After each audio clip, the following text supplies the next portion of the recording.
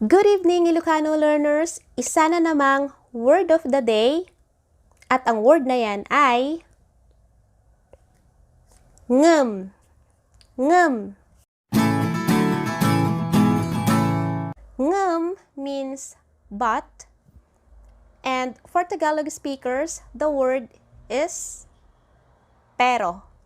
Pero. Madali lang, di ba? So, let's have examples. Kayat ko nga maturugan.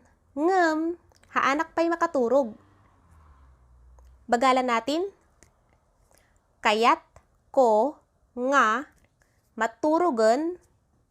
Ngem, haanak pa'y makaturog. Gusto ko nang matulog, pero hindi pa ako makatulog. Let's say may kamit ka.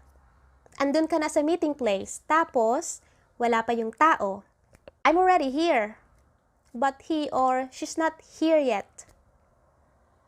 Adad to yakon, ngem, awam pa'y isuna. Ulitin natin uli para makasabay kayo. Adad to yakon, ngem, awan pa'y isuna.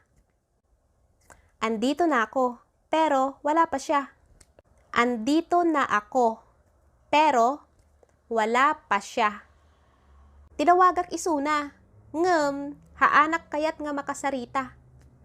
Tinawagak isuna, ngem, haanak kayat nga makasarita. Tinawagan ko siya, pero ayaw niya akong makausap. I called her or I called him, but he or she doesn't wanna talk to me. Para sa ating huling halimbawa, for our last example, kayat ko nga manganan, ngem, awam mo't makan. Kayat ko nga manganan, gusto ko nang kumain. Ngem, pero awan mo't makan. Wala namang makain. Kayat ko nga manganan, ngem, awan mo't makan.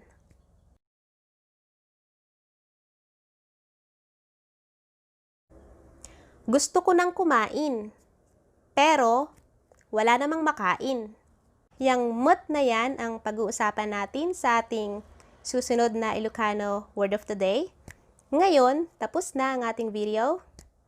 That's all, guys. Until next time, babush!